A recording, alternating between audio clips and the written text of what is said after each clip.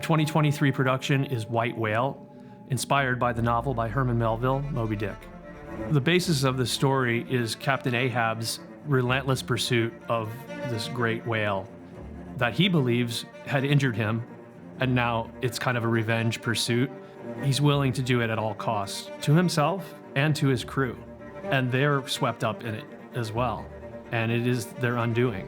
White whale has become a metaphor in our world as something that is elusive, unattainable, and chased at all cost.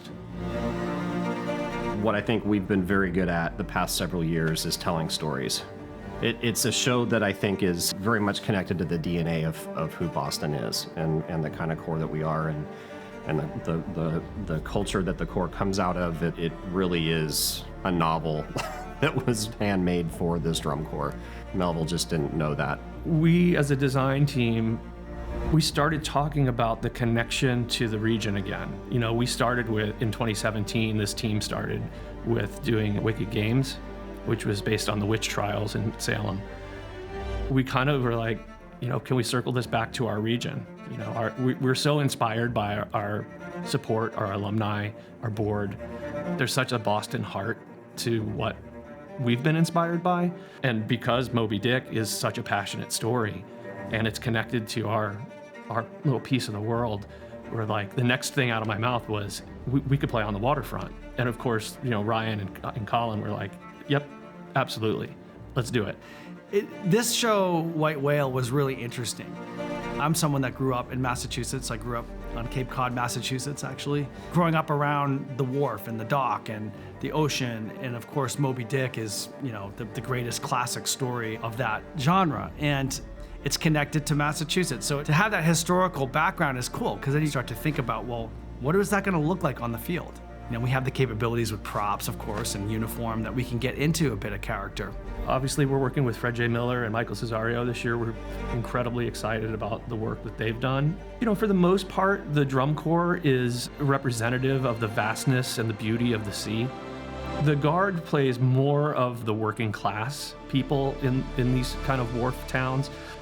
The Color Guard is definitely more human character, where the brass and percussion are a lot more scenic. We start kind of at the docks. Our props will help define that space and then spend the rest of the show on this journey out into the ocean. We're using an iconic piece of American music as kind of the cornerstone bedrock for the whole thing, and that's Leonard Bernstein's On the Waterfront.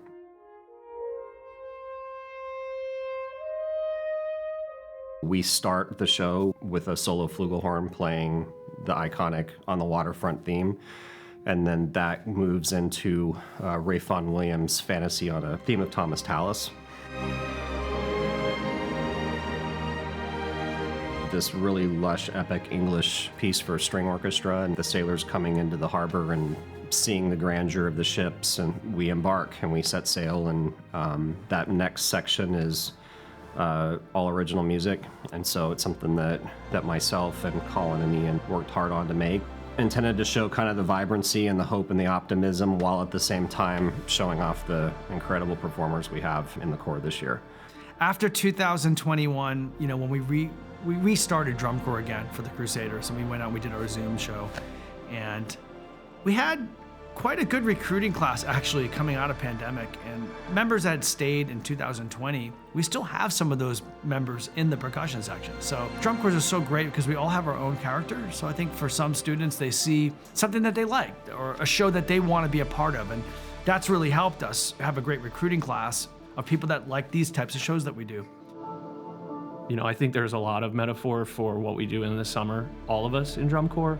It is kind of a willing to do it all, to chase whether it's perfection or a competitive goal or just product quality. I think there is a connection to the relentless pursuit of that excellence that is a great crossover to what the story is of Moby Dick.